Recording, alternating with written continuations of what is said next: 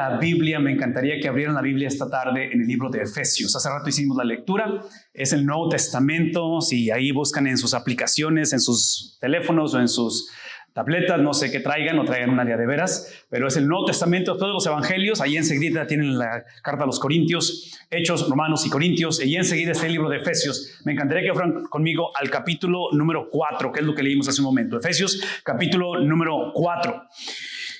Me di cuenta, me llamó la atención, y el pastor me hizo mención de eso hace rato con respecto al boletín de ustedes como iglesia, que tiene el número 1. No sé si lo vieron o se han dado cuenta, pero el boletín de este domingo tiene el número 1. Y el pastor, en la plática casual que tuvimos antes de que empezara el culto, me estaba diciendo que como iglesia han estado retomando, y bueno, todos lo estamos haciendo, retomando algunas de las costumbres, de algunas de las estrategias que como iglesia, con familias, tuvimos y fueron interrumpidas a raíz de la pandemia. Y una de ellas fue precisamente el poder imprimir un boletín. Déjenme decirles que dentro de la vida del ser humano hay ciertas costumbres, estrategias, hay ciertos principios que necesitan no perderse. Y uno de ellos es el de la familia. Y menciono esto porque trágicamente la familia es uno de esos temas, es una de esas tradiciones, de esos principios que no se ha quedado estático. Mi argumento ha sido, y va a ser esta tarde, que definitivamente la familia está siendo atacada. Está siendo atacada de diferentes aspectos, pero uno de ellos es precisamente el tratar de redefinir las cosas. Y una de las cualidades que tiene el Dios de la Biblia es que no solamente es creador, pero esa creación o ese modelo o ese principio que Él establece desde un principio, es un principio que Él no estableció o creó para llevarse a discusión o llevarse a criterio de los demás. Inclusive, una de las cosas que yo consideraría que es la fuente o que es la base de esta redefinición de cosas es precisamente la exaltación, porque lo exaltamos, eventualmente lo idolatramos y trágicamente llegamos a satanizarlo, y es la autonomía del ser humano. Es el pensar que podemos redefinir cosas. Entonces, cuando hablo acerca del ataque a la familia, cuando hablo acerca, en mi mente tengo la imagen que hace poco pero se reconoció el primer aniversario de la invasión de Ucrania con respecto a Rusia, tomando sobre esa ciudad o ese país, y ustedes recordarán las imágenes de ataque, ¿verdad? O sea, del ataque. Esa es la imagen que yo tengo con respecto a la familia.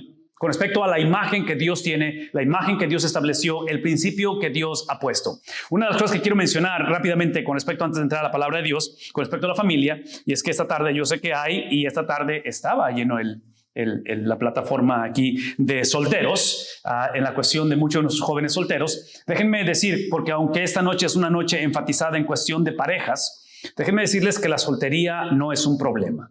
Yo voy a argumentar que como iglesias hemos cometido el error de presentar o de dar la imagen que la soltería es un problema, que el ser soltero o el estar soltero es un problema. La implicación de ello es la implicación que hemos dado la imagen, y para mí no es algo correcto, de que la experiencia suprema es el matrimonio. El argumento que yo voy a tratar de construir esta noche es que la expresión suprema es Cristo. No es la soltería, no es el matrimonio, no es estar casado, estar soltero, es Cristo.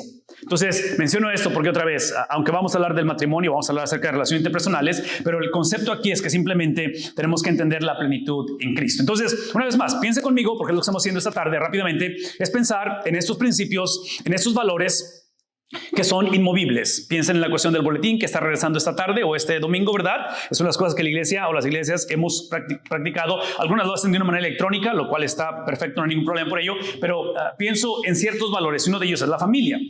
El reto que tenemos es este, y pienso allá en los años donde esta nación, si no estoy equivocado, es en los 60s, por ahí más o menos, cuando como nación instituyeron o crearon la ley o el principio de usar cinturones de seguridad en los carros. Cuando esto fue instituido y inició el cinturón de seguridad, la gente protestó. Hasta la fecha la gente protesta o protestamos con respecto al cinturón de seguridad.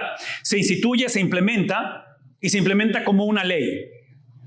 De una ley, a través de los años, ese principio, esa experiencia del cinto de seguridad ha pasado a ser ahora un valor. De tal manera que si por alguna razón, aquí en la Southmost o en la Internacional o en cualquier otro lugar, ustedes y yo vemos a una mamá de unos 32 años de edad con un niño de 4 años, 5 años, que va en la parte de atrás del carro y va brinque por la calle, típicamente no decimos está violando la ley. Típicamente decimos no ama a su hijo. Mi hermana, la menor, tengo 2 hermanas, la menor, trabajó por algunos años con lo que viene siendo el Child Protective Service, esa agencia del Estado, del gobierno, que se dedica en la protección de los niños, de los menores de edad. Y ella, recuerdo testimonio tras testimonio, donde ella le toca, parte de su trabajo era llegar llegar al lugar del suceso, del evento, de un choque, de un accidente de carro, y donde típicamente esos niños no traían cinto de seguridad. ¿Dónde creen que terminaba la criatura? Literalmente rompiendo el parabrisas porque salía disparada la criatura, ¿verdad?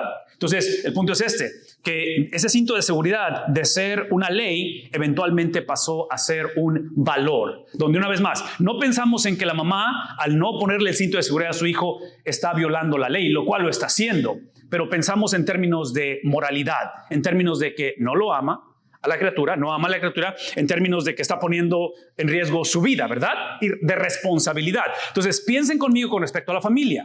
A nivel de familia, el vínculo, el núcleo familiar es una ley, es un principio establecido por parte de Dios. Ahora, el reto es verlo como un valor.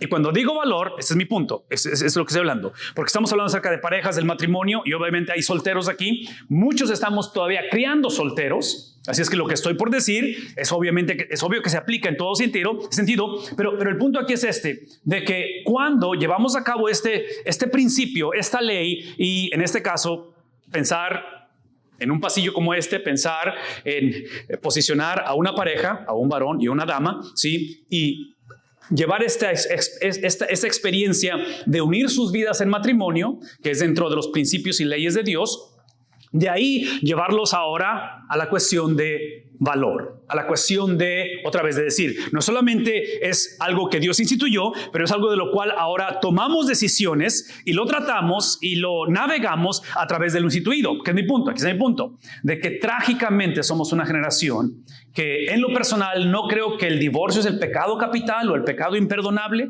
pero mi problema con el divorcio, que entre paréntesis, nadie está exento de ello, ¿verdad? Seríamos necios de decir, de esa agua yo no beberé. Todo matrimonio es frágil. Inclusive el que piensa que no le va a pasar, eso es parte de su fragilidad. No es recomendable pensar así. Pero aquí es el punto. El problema con el divorcio hoy en día es que el divorcio trágicamente es un divorcio, los divorcios trágicamente dentro del contexto cristiano, de aquellos que somos seguidores de Jesús, es que nuestros divorcios no están amparados, patrocinados, endorsados precisamente por la palabra de Dios, que es el punto. Que muchas parejas pasamos por esta experiencia del pasillo, de venir y prometernos y jurarnos y hacer esta promesa y este pacto con Dios en el matrimonio, pero a la hora del divorcio no queremos la opinión de Dios. ¿Captamos eso? Entonces, convenencieramente Dios al principio, pero después de que Dios da la bendición, hacemos lo que hemos hecho, nos aventuramos a un peregrinar que le caracteriza lo que dije en un momento, le caracteriza la exaltación, si lo exaltamos, lo idolatramos y lo satanizamos, nuestra autonomía, porque es mi matrimonio, es mi sexualidad, es mi atracción, es mi dinero, son mis hijos. ¿Captamos el lenguaje? Entonces, eso es lo que intentamos reconsiderar, cómo poder navegar esto. El apóstol Pablo, escribiendo a una iglesia que había permitido la infiltración, la palabra que he aprendido, la sabía en inglés, no la sabía en español, es la palabra sincretismo. Que sincretismo significa cuando tienes el evangelio y le mezclas otra corriente, otra filosofía, otra doctrina. La mayoría de las iglesias en el Nuevo Testamento y la mayoría del pueblo de Israel en el Antiguo Testamento le caracteriza el hecho de decir sí a Dios, pero algo más. Sí a Dios, pero es mi versión de Dios. Sí a Dios, pero es de acuerdo a mi trasfondo, mis costumbres, quién fue mi papá, de dónde vengo. ¿Me explico? Entonces, le empezamos a mezclar toda la cuestión cultural. Y voy a decir una vez más, en la cuestión de Dios, Dios no está para negociar las cosas. Dios no ha instituido las cosas para ver qué es lo que pensamos o cómo nos sentimos o cómo es que vemos el futuro de esto. Dios establece los principios y una vez más, aquí está el punto, es de llevarlo no solamente a ley o principio, de decir, ok, estoy casado o como soltero, eventualmente, probablemente me voy a casar, ¿sí? Entonces, iniciamos con esta experiencia, hablamos de este pacto, de este principio, de esta ley divina, pero cómo la navegamos, no solamente a ley, pero ¿qué dijimos? Ahora a valores. Cuando piensen en el cinto de seguridad, no estamos solamente violando la ley, pero somos irresponsables. Piensen en la cuestión del matrimonio, piensen en la cuestión de la familia. Es un principio, es una ley, cómo la familia debe de ser instituida por Dios. ¿Cómo lo movemos ahora a un valor? Parte de esto que estoy hablando, porque esto tiene que ver con la cuestión de lo que en inglés se le llama world view. Es la manera en que vemos la vida, es la cuestión de cosmovisión, es la cuestión en cómo tomamos decisiones. El apóstol Pablo, lidiando con la iglesia en Éfeso, lo que él no va a hacer, esto es lo que no va a hacer el apóstol Pablo, y esto es lo que espero que no hagamos esta tarde, es que Pablo va a dar la fórmula o los principios o tal vez la estrategia de cómo mover la familia o cómo llevar a cabo esa relación conyugal de una manera efectiva. Es lo que Pablo no va a hacer. Pablo no va simplemente a retar a la iglesia a que aprendan a llevarse bien, a que dejen de pelearse, a que eviten el divorcio y a que se amen unos a otros. Todo eso Pablo lo va a incluir, pero no es como Pablo inicia la conversación. Pablo inicia la conversación reintroduciendo, lo voy a decir, la ley de Dios, que esa ley eventualmente se convierte en una perspectiva de la vida. Una vez más, no es solamente lo que creemos o afirmamos, no es solamente lo que confesamos, no es solamente los valores que tenemos, pero eventualmente es la manera en que procesamos la vida. Es como tomamos decisiones. Es la imagen de un tren en el cual tiene la locomotora, tiene los vagones y tienes el cabús. ¿Saben qué es el cabús? El último de los vagones, el cuadrado ese. ¿Ok? Entonces aquí es el punto. Cuando esto que estamos hablando, el apóstol Pablo va hablando de una iglesia confundida, y esa es la confusión, que creo que estamos exactamente donde mismo, es la confusión de que en lugar de la locomotora, usando la imagen de este tren, ¿sí?, sea literalmente la presencia de Cristo, sea el Espíritu de Cristo, sea la transformación del ser humano por el Espíritu Santo, los vagones sea la mente del ser humano transformada gradualmente a través de un proceso de santificación. Eventualmente el cabús, yo argumentaría que serían los sentimientos. Entonces, piensen conmigo. La iglesia de Éfeso, como nuestra generación, invertimos el orden. En lugar de que sea la locomotora guiando, empuje, conduzca la vida del hogar, la vida del matrimonio, la presencia de Cristo, los estatutos de Cristo, la mente de Cristo, trágicamente, ¿quién lo está guiando? ¿Qué dijimos que es lo último? Los sentimientos, las emociones, de tal manera que ahora las decisiones que tomo, que iniciaron con un pacto con Dios, son guiadas por lo que siento, por lo que veo o simplemente por mi estabilidad emocional, donde la amo, ahora no la amo, antes la amaba, pero ahora amo a alguien más. ¿Ven el conflicto? Dame tantito. Yo no creo que el problema son los sentimientos. Yo creo que el problema es cuando los sentimientos gobiernan precisamente nuestra relación con Dios y nuestra toma de decisiones. La pregunta es cómo es que el apóstol Pablo va a lidiar con esto. Y esto es lo que quiero compartir con ustedes por algunos minutos. No sé si esto va a funcionar, pero voy a hacer lo posible. Ahí está, perfecto. Pablo lo que va a hacer, va a introducir, o ha introducido, mejor dicho, lo que es el deseo del Padre por la unidad, y aquí el punto clave es un pueblo nuevo. En palabras, ahora que me pertenecen a mí, ahora que son mis hijos, porque por 3 capítulos Pablo ha introducido el evangelio, y déjenme decir eso así entre paréntesis, aquí es donde hablamos de no unirse en yugo desigual, todos con ese lenguaje, ¿sí? No, en palabras, hablamos la cuestión otra vez. Cinto de seguridad es una ley. Eventualmente se convierte en ¿qué cosa? En valor. Entonces, traduzcan eso en el matrimonio. Es la persona que le gusta usar el cinto, la persona que no le gusta usar el cinto, si quieren esa analogía. Entonces, mi recomendación como novios, mi recomendación como esposos es que seamos novios, o escojamos una novia o un novio y eventualmente un cónyuge que tenga el mismo ¿qué cosa?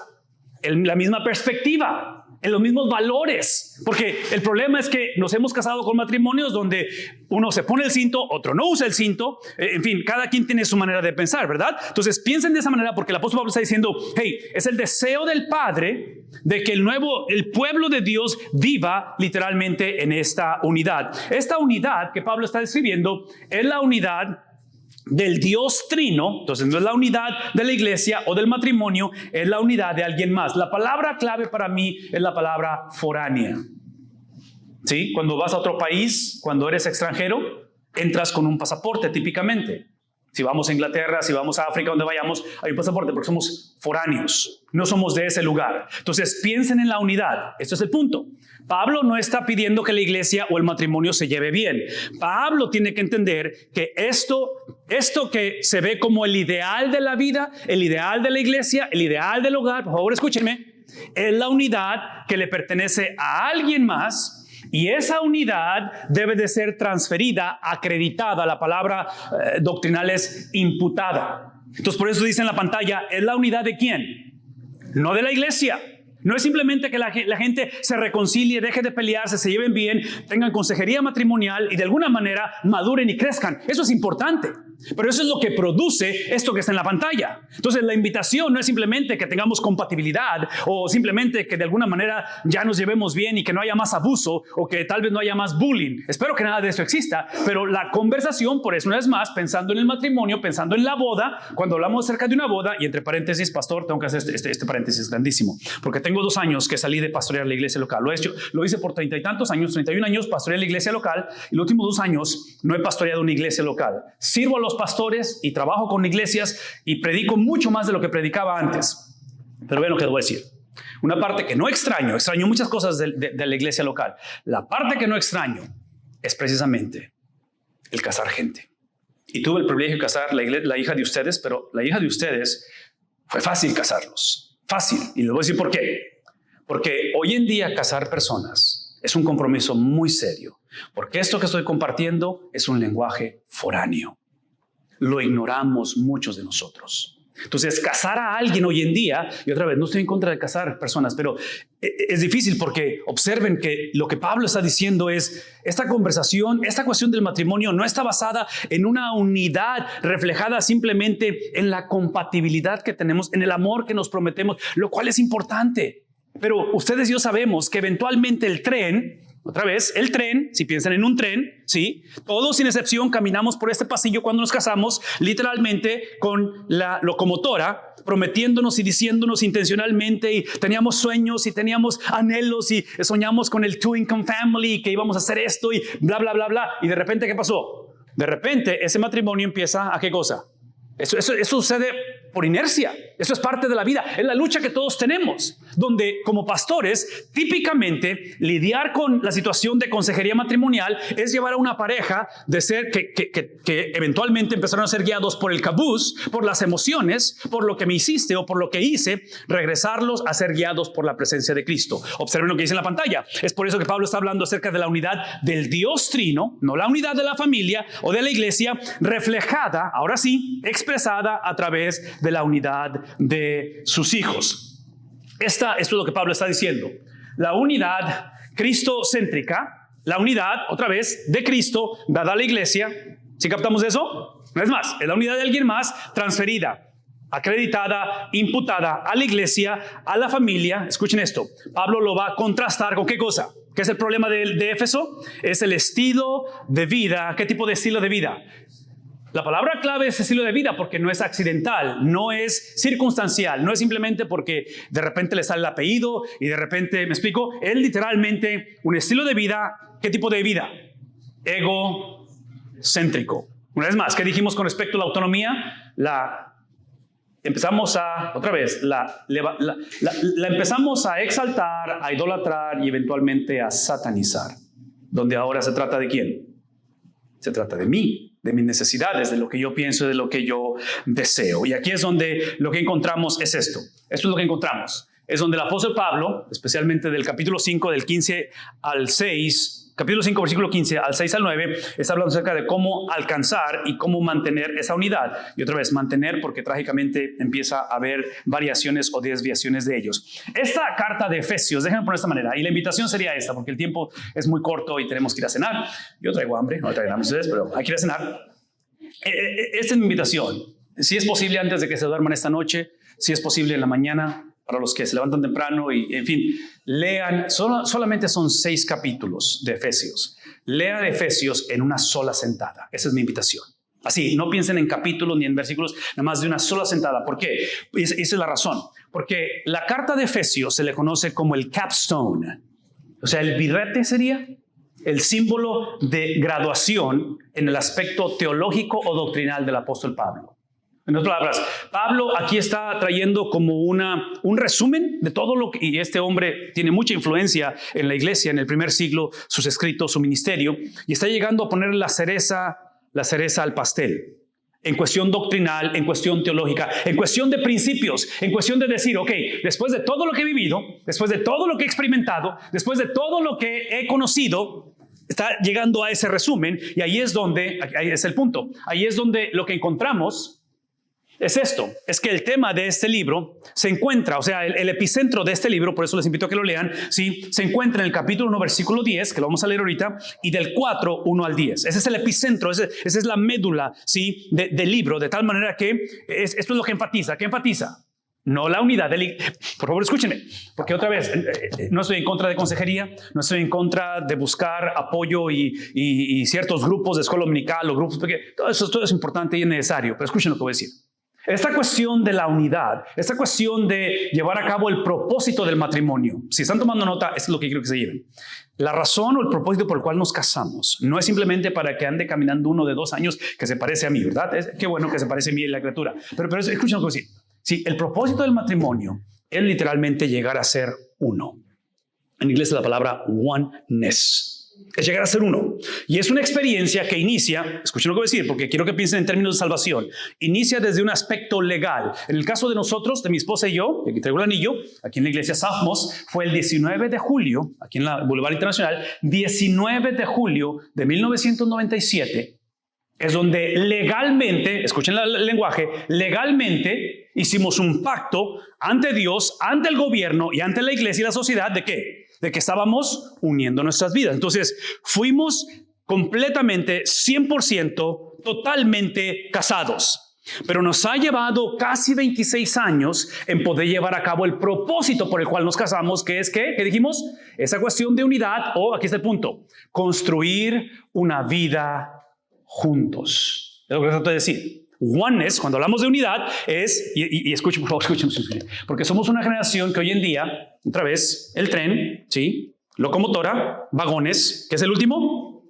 No me he entendido, es el cabús, ¿verdad?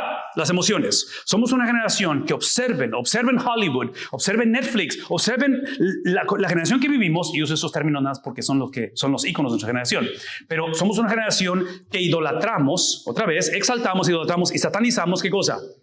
Nuestros sentimientos. ¿Se trata de qué? De lo que sientes. Se trata de que seas honesto contigo mismo. Entonces, no seas hipócrita. Si ya no la amas, ¿para qué te quedas en el matrimonio? La vida es muy corta, ¿no es cierto? Mereces ser feliz. E inclusive, si sientes atracción por alguien del mismo sexo, adivina qué.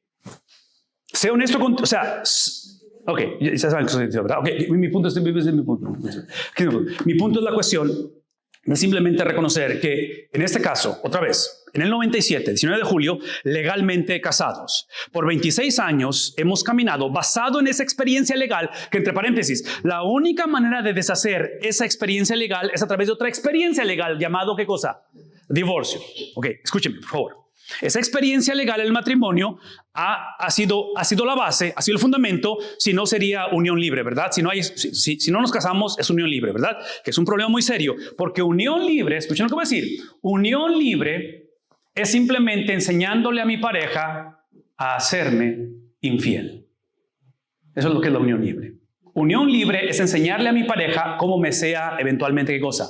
Infiel. ¿Por qué? Porque en la cuestión de ese compromiso legal, que es la unidad de alguien más, no es simplemente la unidad propia, no es simplemente que nos amamos y que nos juramos matrimonio, pero el matrimonio es la idea de alguien más, no es la idea mía, no es la idea del gobierno, es el principio estatuto de cómo Dios antes de la fundación del mundo estableció cómo iba a funcionar ese núcleo con el propósito de ilustrar la relación de Él con su pueblo. Él mismo, el Antiguo Testamento, constantemente se refiere a la persona de Dios como el esposo y a la nación de Israel como la esposa. E inclusive hay un profeta en el Antiguo Testamento llamado Oseas, que se le pide que se case no con una ex prostituta, pero con alguien que está ejerciendo el llamado o el ministerio, no sé quién le llama eso, a la prostitución.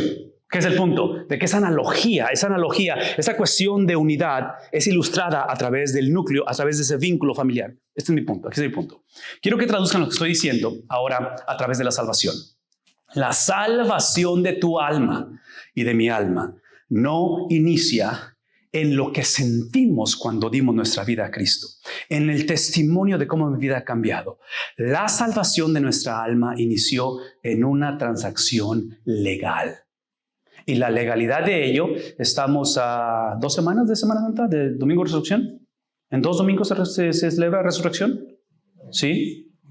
Estamos ya por celebrarlo, ¿verdad? ¿Ven lo que voy a decir? Sí. Ese viernes, que llamamos Viernes Santo, Good Friday, legalmente, A través de la fe depositada en Cristo, legalmente entregamos nuestro pecado a Cristo. Pablo dice en Corintios que el que no conoció pecado, por nosotros se hizo pecado. Entonces, independientemente de lo que sentíamos, literalmente entregamos nuestro pecado a Cristo. Cristo se posiciona delante del Padre y Él literalmente absorbe. Él es el destinatario de la ira del Padre. Y ese día, ese viernes, cuando estemos celebrando culto de 7 palabras, típicamente le llamamos. En ese culto de 7 palabras no es otra cosa más que simplemente la justicia, es simplemente lo que corresponde, la legalidad de que alguien tiene que pagar por el pecado. ¿Y quién asumió esa responsabilidad? Su nombre es Cristo. Véanme tantito. Esa legalidad no tiene nada que ver si nos sentimos perdonados, si pensamos que somos perdonados o si actuamos como somos perdonados. Es lo mismo que el matrimonio. Cuando Arely y yo nos casamos y firmamos esa acta de matrimonio y vinimos ante la presencia de Dios, independientemente cómo nos sentíamos, estábamos legalmente, ¿qué cosa? Casados. ¿Me explico? Porque hay un componente legal. La salvación es exactamente lo mismo. No tiene nada que ver cómo sentimos. Y menciono esto porque mucha gente hoy en día, de acuerdo a cómo se siente o gobernada por el cabuz, es que cuestiona la salvación. Cuestiona si Dios existe. ¿Por qué? Porque depende de cómo me siento. Nada malo con lo que sentimos. Yo no estoy en contra de lo que sentimos, pero no puede ser el motor de arranque. Ese es mi punto. No puede ser la razón por la cual busco a Dios o me mantengo dentro de las cosas de Dios. Eventualmente, esa experiencia donde el viernes yo le transferí a Cristo mi pecado, una vez más, Cristo literalmente, eventualmente va a decir, ¿por qué me has desamparado? Eventualmente va a decir su última palabra, que es, ¿cuál es la última palabra de Cristo? Consumado es. ¿Qué es el punto? Legalmente Cristo paga la deuda. Aquí está el punto, ven bendito. Esa es la primera parte. Es una de las caras, porque son 2 caras de una misma moneda. Es una sola moneda que tiene 2 caras, ¿verdad? Entonces, la primera cara es mi pecado depositado en Él. La segunda cara de la misma moneda es ahora la justicia, la obediencia, la perfección. Esa unidad perfecta del Dios Trino es transferida a nosotros. ¿Cuándo? El domingo en la mañana, porque 7 palabras es ese viernes, ¿verdad? Culto de 7 palabras. ¿Qué celebramos el domingo? ¿Tienen culto matutino, pastor, aquí? 6 de la mañana, 7 de la mañana. ¿Sí? 7 de la mañana. Cuando vengan al culto matutino, ¿saben qué están celebrando? Que así como ese viernes transferimos nuestro pecado a Cristo y fuimos completamente perdonados, independientemente de cómo nos sentíamos, ese domingo, adivinen qué nos transfirió Él. Nos transfirió toda su justicia, toda su unidad, de tal manera que, escuchen por favor, hablar de la unidad de la iglesia, hablar de la unidad de la familia, esa es la palabra que quiero que se lleven, es la palabra mayordomía, es stewardship. ¿Por qué? Porque el yo mantenerme con mi esposa por casi 26 años no es porque tenemos esto figurado y tenemos el matrimonio. No, escuchen. La razón que estamos aquí todavía y mantenemos nuestro hogar y luchamos por esa unidad es porque esa unidad simplemente la estamos administrando. Es a stewardship issue. Y menciono esa cuestión de stewardship, de administración, porque trágicamente parte de la confusión de estas iglesias, parte de la confusión de esa generación es pensar que esta unidad, la cual necesito con mi esposo, con mis hijos, con mis padres, yo tengo que hacerlo, yo tengo que esforzarme. Una vez más, ese esfuerzo es necesario, pero ese esfuerzo es el producto de algo que me ha sucedido. Y lo que me ha sucedido es la unidad de Cristo con el Padre, la unidad de Cristo con el Espíritu Santo, es la unidad del Dios Trino que ha transferido eso a nosotros. Déjenme concluir con esto, porque aquí es donde quiero que vean esta experiencia. El versículo número 10 del capítulo 1 es donde habla acerca de esa transferencia o de ese poder. Y eso es lo que quiero que se lleven en esta noche. Quiero que vean nada más simplemente esto. En el capítulo 1, versículo 10. Después de que ha introducido, está hablando acerca de esto que acabo de explicar. Esto es lo que viene como tipo de conclusión, y no es conclusión porque va empezando la carta, pero es la manera en que él va a procesar el resto de la carta y va a decir esto para llevarlo. Está hablando del Padre, el Padre, ¿verdad? La cabeza, la primera persona de la Trinidad, va a llevarlo a cabo. Por favor, veme, escucho. Yo no sé si esto va a ayudar, yo no sé si esto de alguna manera trae un poquito de descanso y esta noche poder descansar un poquito mejor. Yo sé que estamos luchando por nuestros hogares. Yo sé que hay muchas cosas que necesitan cambiar y mejorar. Yo lo sé. Porque si ustedes son como nosotros, estamos en una etapa donde tenemos una chamaca de casi 25 años, tenemos otra chamaca, Rebeca, nuestra niña del medio, que tiene 23 años, y Josué, que casi tiene 21 años. Así es que, por la gracia de Dios, estamos agarrados a 20 uñas, así con que, Señor, ayúdanos, okay, guíanos, porque nunca hemos estado en esa situación donde tenemos ya jóvenes adultos. Pero aquí es el punto. Observen que esta labor de nosotros, esto que somos llamados a hacer, en el caso de los solteros, singles, if you're single, I'm not talking about those who want to be singles, okay? You wish you were single. No, I'm talking about singles, okay? Los que están solteros, escuchen así, para los solteros, y yo, la palabra de soulmate, ¿has escuchado de soulmate? ¿Almas gemelas? ¿No? ¿Sí? No existe esa tal cosa. La única alma gemela o soulmate es la persona con la que te casas, ya casado. Pero como soltero no existe tal cosa. ¿Por qué? Menciono esto porque trágicamente hoy en día, muchos de nuestros hijos y de nuestras hijas solteros, una vez más, están teniendo noviazgos con una disfuncionalidad como si estuvieran casados. Que es el punto de que si tu noviazgo necesita consejería matrimonial, es una señal de que no debes de casarte. ¿Otra vez? ¿No? ¿Sí? ¿Suena como trabalenguas? Si tu noviazgo requiere consejería matrimonial, es una señal que no... Y digo, no se deben de casar, porque otra vez, el concepto de soulmate, o el concepto de alma gemela, es la cuestión de que fue diseñada ¿dónde supuestamente la relación? En el cielo, ¿no? De que, sí, no, espérame. O sea, usa la cordura, y si estás en yugo desigual, yo no creo que sea consideración para orar ni siquiera, ¿verdad? Es desobediencia. Número 2, si hay disfuncionalidad, lo mejor es simplemente cada quien a su casa y no tenemos que continuar la relación. Si estamos casados, obviamente ese principio no se lleva a cabo, ¿verdad? Porque, ¿qué es lo que hicimos en el altar? Enfermedad o salud, ¿qué dijimos? Pobreza y riqueza, hasta que la muerte nos separe. ¿Qué es el punto? Por favor, escuchen, ese es el punto. De que el apóstol Pablo, hablando de una iglesia en conflicto, con familias en conflicto, con mucho racismo, con mucha diferencia social, inclusive estas iglesias van, ellos no saben, pero van en cuestión de una década más o menos, van hacia persecución extrema. La cosa no va a mejorar. Pablo está diciendo, vean lo que dice en la pantalla, para llevarlo, ¿quién lo va a llevar a cabo? No la iglesia. No es para que la iglesia, no es para que la familia, los hijos, los jóvenes, los ancianos figuren esto. Es literalmente la obra exclusiva de Dios para llevarlo a cabo. Dios ya lo ha llevado a cabo. El problema con la iglesia de Éfeso es que trágicamente estaban ignorando lo que Dios ya hizo. Están completamente abrumados y confundidos porque en lugar de ser guiados por el Espíritu de Cristo, están siendo guiados por el kabuz. El kabuz, las emociones, implica que ahora mi vida es guiada por mis sentidos, por lo que veo, por lo que pruebo, por lo que escucho, por lo que toco y por lo que, ¿cuál me falta? ¿Huelo? ¿Serán los 5 sentidos? Entonces, cuando mi vida es guiada simplemente, en otras palabras, cuando es guiada por la locomotora, the engine, eso implica que ahora, importante que es lo que veo, importante que es lo... No, palabras, no estoy descontinuando ni desacreditando los sentidos, pero no es mi motor de arranque. No dependo de... Es la cuestión donde aprendo a caminar, a ver a través de la fe, que hay 2 mundos para el cristiano. Está el mundo invisible, está el mundo visible. Y en este contexto donde lo que ataca a nuestros hogares es literalmente las fuerzas de maldad, lo que la iglesia está enfrentando aquí, vayan al capítulo 6 de Efesios y Pablo termina hablando de la armadura de Dios. ¿Por qué creen que habla de la armadura de Dios? ¿Cuál es el problema? El problema no es el color de piel, el problema no es la diferencia generacional, el problema no es el idioma, el problema no es... ¿Sí me explico? Todo eso influye, pero al final de la conversación, quien está en contra de este núcleo, de esta idea, de este prototipo, de estos parámetros, es un solo ser, su nombre es Satanás, y no descansa hasta que esto se detenga o se destruya. Por eso es que el apóstol Pablo dice, ¿qué dice el apóstol Pablo? El apóstol Pablo no está esperando que la iglesia agarre la onda, la familia finalmente entienda. Es Dios el cual ha llevado a cabo, ¿qué cosa? Que se cumpliera, ¿qué cosa? En palabras, esta cuestión de la unidad de tu hogar, esta cuestión de tus hijos, de nuestros nietos, es el plan establecido desde antes de la fundación del mundo. No es accidente. No es la cuestión de que, me casé con la persona equivocada. No.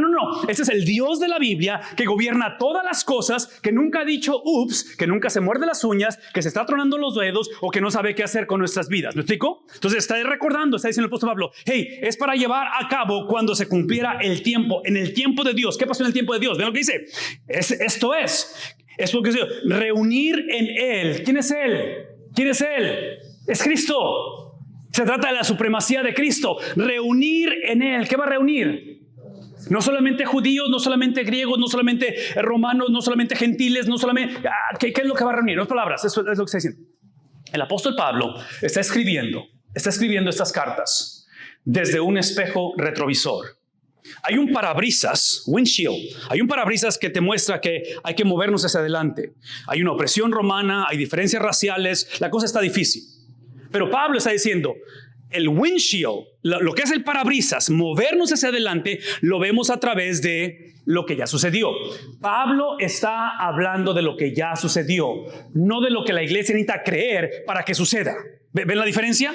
Entonces, independientemente si creemos, independientemente si lo afirmamos, independientemente de cuál es la perspectiva, independientemente si somos guiados por la palabra de Dios o por las emociones, independientemente, esto ya sucedió. En 2 semanas lo vamos a celebrar. La tumba está vacía. Cristo ya murió. Cristo ya entregó su vida. Su espíritu dejó su cuerpo, su corpse o cadáver, que fue puesto en un sepulcro. Y ese domingo en la mañana, ¿qué sucedió? Ese domingo en la mañana, Él venció. Él triunfó. Él literalmente tomó y unió todas las cosas. ¿A quién? A Él. A Él. Él restauró lo que se perdió en Génesis capítulo 3. Él hizo todo completamente nuevo. El reto de los efesios y tu reto y el mío. Ven tantito. Ese es el reto. Y aquí es donde empieza la confusión y lo difícil. Por eso hay que escribir, por eso hay que leer estas cartas. Es porque Cristo hizo todo lo que acabo de decir y eventualmente está por ascender al cielo, lo cual lo hizo. Él asciende al cielo. Y al ascender, antes de ascender, sus discípulos le preguntan, ¿restaurarás qué cosa? ¿Restaurarás qué cosa? En palabras, si Él ha de reunir todas las cosas a Él, es el problema. Que dices una cosa, pero lo que veo no es lo que dices, porque veo todo. No están unidas, están en división, está fragmentada la situación. Y es donde Cristo nos recuerda que aun cuando Él vino, hizo todo esto, y Él asciende al cielo, viene un día en el cual, ¿qué cosa? Él eventualmente... Esta mañana tuvieron la Santa Cena. Adivinen qué anunciaron. ¿Qué anunciaron con la Santa Cena? Anunciaron lo que estamos por celebrar, que es la primera venida de Cristo. La Santa Cena es el unresolved tension, la tensión irresoluble entre el windshield y el rear view mirror. Espejo retrovisor y parabrisas. ¿Por qué? Porque anunciamos lo que ya sucedió, anunciamos lo que acabo de explicar, todo está unido a Él ya. Él es Señor sobre todas las cosas. ¿Captamos eso? ¿No? ¿Sí? Todo ha sido unido a Él. Aquí está el punto. Pero a la misma vez, viene por segunda vez a la consumación de las cosas. Entonces la Santa Cena, la Cena del Señor, afirma lo que ya sucedió, pero también lo que está por suceder. Adivinen dónde estamos tú y yo en esta noche. Estamos en medio de los dos. Estamos en esa tensión donde sé que ya lo hizo, pero adivina qué. Batallamos porque de repente se nos va el avión y empezamos a ser gobernados por lo que sentimos, gobernados por lo que me hicieron, gobernados por lo que hice, gobernados por culpabilidad, gobernados por... Entonces él simplemente está diciendo esto. Hey, es que Él ha reunido en Él, en Cristo, todas las cosas. ¿Cuáles cosas? Tanto las que están, ¿dónde? En el mundo invisible como en el mundo visible. Cristo es Señor de todo. Cristo gobierna sobre todas las cosas. Y Pablo está diciendo, iglesia, actúen como tal. Pueblos, actúen como tal. No hay cosa que beneficie más a la iglesia que en un contexto de división, en el matrimonio donde la cosa se pone color de hormiga y luchamos entre personalidades, es clamar a lo que Dios ya hizo y tomarnos y hacernos de ello, de tal manera que basado en lo que Él hizo, independientemente cómo me siento, independientemente de lo que veo, independientemente que veo que eso no está funcionando, es donde ahora su espíritu, esa es la autoridad, su espíritu me da la habilidad de confiar, no en lo que veo, de confiar, no en lo que siento, de confiar en lo que Él ya hizo, y por fe mantengo el curso en las cosas que Él ha establecido. Es la obra exclusiva del Espíritu Santo cuando como varones nos posicionamos debajo de la autoridad apostólica. Nos posicionamos debajo de su palabra. Damas, bien entendido, aprendamos a escoger varones que estén debajo de esa autoridad apostólica.